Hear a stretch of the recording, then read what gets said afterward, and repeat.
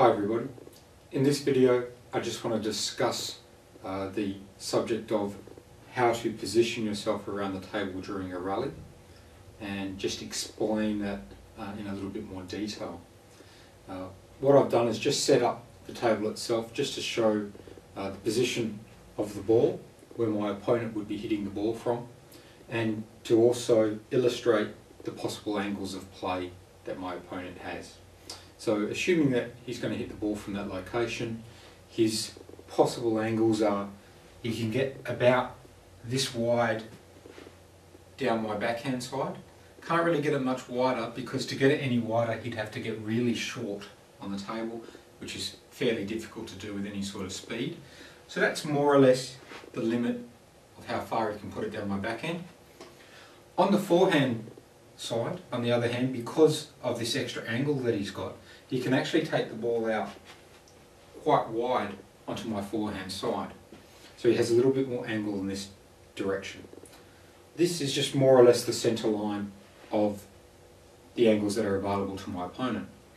So the first question we're looking at in terms of where we're going to position ourselves during a rally is that I've played some stroke from a position on the table, and I'm asking myself, where do I go next? Where do I go? Where's the best place to be ready for my opponent's possible shots? So the first thing I'll do after playing a stroke is think to myself, okay, where is it likely that he's going to hit the ball from? And of course this is not something that you necessarily can do fully in your head. You don't hit the ball and then go, okay, where is he going to hit that from? This just happens. It's a natural process. You can't run it through your head step by step by step, but it's the thing that you put together all at once, and these are the things that allow you to go to the right location.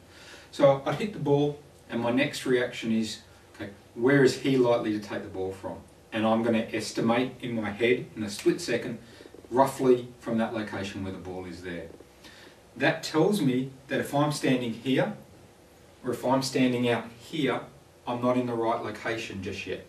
So I want to move towards the correct position. And first thing, let's look at the left-right position. So if I'm over here and he's going to hit the ball there, I want to be more or less in the centre of the angle of play. It's not always exact. You know, the situation will change depending on your opponent and what he's doing and stuff like that. But generally speaking, if he's going to hit a forehand from over there, I want to be more or less in the centre of the angle of play. That doesn't mean I actually want to be standing right in front of it with my tummy, belly button right on that line. Because if I do that, as you can see, what I've now got is, because I have more reach in my forehand, I can almost cover that hole, but here on the backhand I've left a big gap on my backhand side because I don't have that reach. So standing straight with my belly button on the line isn't quite right for me. So what we need to do, a better position would actually be somewhere where my bat is along this centre line. If I stand there, now what you'll see is that on my backhand side I can reach comfortably to about here, leaving about that much gap. On the forehand I can reach comfortably to about there, leaving about that much gap. So I'm now in a position where there's a much more even, in terms of even gap on each side really. So I've got better coverage from this position. So this would be, in terms of my left-right, I'd be heading towards this place. So I'd play the ball, see where he's hitting it, and I would be starting to move towards here, so that I'm roughly the right left-right position by the time he plays the ball. Now the next thing, just to make clear and to explain a little bit more, is that when I do that, I don't actually want to be facing so that my shoulders and legs are square to the end line. Because if I do that, I won't be facing in quite the right direction. What I want to do is I actually want to put my shoulders square to where my opponent's going to hit the ball. And same for the waist, basically, my upper body facing the ball. So it means that instead of moving here and facing forward, I'm going to move there but face a little bit to my left and face towards the ball. what that will do now, as you can see, is that by doing that, my racket also tilts around a little bit. Now the final probably thing that I would say about that is when you are turning and moving, don't actually point your racket at the ball. Because if I stand with my shoulders facing the ball in the right position, but I point my racket at the ball, I'm actually in a slightly backhand weighting position compared to my forehand. So I'm weighting slightly on my backhand. What you want to do is take from the fact that if you're standing ready, the distance between your centre and your bat is around about 30 odd centimetres or a little bit more to a foot. And that's how far to the right of the ball I want the tip of my bat to point. So instead of coming over and pointing at the ball, I'm going to point a little bit, about a foot to the right, and now I'm in a perfect stance where I can be backhand or forehand. But I'm neutral. So I'm not waiting on my backhand side a little bit, and I'm not waiting on my forehand side a little bit. I'm actually pointing just a little bit to the right of the ball, and it doesn't matter which way my opponent goes, I'm perfectly ready. So that's my left-right placement. Really, it's just a matter of your best guess where your opponent's going to hit the ball from. Go to the centre of the angle so that your racket is actually along the centre line, and point, for a right-hander, point a little bit to the right of the ball. Shoulders facing the ball where your opponent's going to hit it from, and you're pretty good. You're pretty much set. Same thing, if my opponent was going to hit, say, from the backhand side, instead of coming to here, what I'd be doing is I would, again, be coming to the centre of his possible angles from his backhand, and now my shoulders are going to face towards the backhand side, and again my racket pointing a little bit to the right of the ball. And I'm in good position. So for left-right positioning, that's the simplest way to do it. It's a good way for new players to understand. Don't try and necessarily in your head think I'm going to do this and that and that. As long as you understand it, you'll get out on the court, you'll start to apply it without having to give it a lot of conscious thought.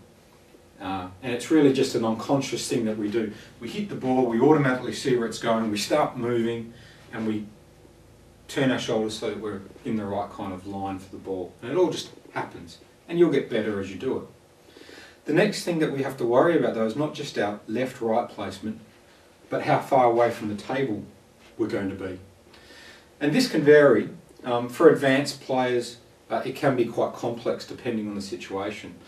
For new players, such as what I'm aiming to do in this video and for the ebook that it goes with, we want to keep this fairly simple.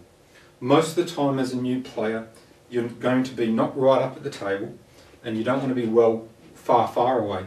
You want to be in a comfortable depth where anything short, you can reach in with one easy step. Anything hard, anything your opponent really attacks hard at you, you're generally just going to block the ball. So you don't want to be too far back because the ball will start to rise up. So most of the time you're going to be more or less within just being able to reach forward and touch the racket with the table. And if you're too much deeper than that, it's okay if you're attacking strongly, but most of the time if you're within sort of just being able to touch that table, you're going to be able to handle most of the short stuff. During ordinary, easy sort of rallies, you'll be at the right depth. And if your opponent hits something strong, you can just go back a little bit and play the ball just from a fraction deeper. How to know where to go? Generally, you're going to move to your comfortable depth where you like to play your strokes from. If your opponent's taking and preparing a big swing, big powerful looking swing with a lot of backswing, if he's doing that, you'll probably need to move a fraction deeper. And if he's taking a very small swing, or looking that he's going to hit the ball over the table like that, you're probably going to be able to come in a little bit because the ball's not likely to go quite as deep. So it's more for depth, it's more a case of, for new players, go to your comfortable depth. If your opponent's taking big swing, go further back. If he's taking a small swing, don't come right onto the table and cramp yourself against the table, but by all means make sure that you're just in at a comfortable, ready to handle the short stuff at your comfortable sort of depth. If you combine those two elements, if you are able to do your left, right and your depth together, you'll always be more or less have the right direction to move towards while you're waiting for your opponent to play the ball. And that's an important point to make, is that it's not your final position where you actually play the ball from. This is just your waiting location where you're moving towards, so that when your opponent does actually hit the ball, you're able to handle best whatever he throws at you. So if I'm hitting the ball from out here to there, I'm going to start moving towards here. If I'm quick, I may get there in time to actually stand still. If I'm not as fast, or I'm a bit off balance, I may only be on my way there. I may only get to here by the time my opponent hits the ball. If that's the case, what will happen is I'll be on my way, he'll hit the ball, and what I now have to do is move to the next location. If I get there and can stand still, what I now do is I'm looking to see where he's hitting it, and if he hits it wide out here, I'm going to take another step. If he hits out there, I'm going to take a step back over here. And if he hits into my power zones where I'm nice and comfortable, I can stand still and just play a heavy shot. If he hits into my playing elbow, then what I'll do is I'll move over here. It's coming into my elbow. I'll either keep going and play, or I'll come back and play there. So we're not saying it's the final place. It's really just our best waiting location before we have to move again. And quite often, as I said, you won't get there. You won't actually get there before you have to start. And so it tends to flow. You'll quite often see that, especially as the rallies get faster and the play gets better. The players don't sort of get there, stop and move. They'll be moving or coming back, depending. So it tends to flow and blend a little bit more together. So just to kind of recap, really, with this idea is, firstly, hit the ball. Do your best estimate of where your opponent's going to take the ball from. That will give you a good idea of what angles he can hit. Get to the centre of those angles so that your racket's along the centre of it. Make sure that you're facing the ball and not just down the table. Face the ball. Point the racket a little bit to the right of the ball so that you're in a true neutral one. And then, as your opponent hits the ball, be ready to move as you need to move. If you're moving as you're doing it, you're watching and you just keep going, or you hit the ball, start moving, and then come back. And that just depends how much pressure you're under and how fast the rally is going. But those are the basic principles of being able to say, well, I've done this, he goes there, these are his angles, I'm going to come roughly to here, he looks like he's taking a big swing, alright, I'll go further back as I recover. He looks like he's taking a small swing, I'll come in a little bit as I recover. And it becomes very, very instinctive. So if you understand the principles, you won't have to run through them in your head as you play, but they'll let you know roughly where you should be going. And as you continue to play, you'll get better and better at doing that. You won't have to really think about it too much consciously. You'll just find yourself moving to the best waiting locations before playing the next stroke. Thanks for watching.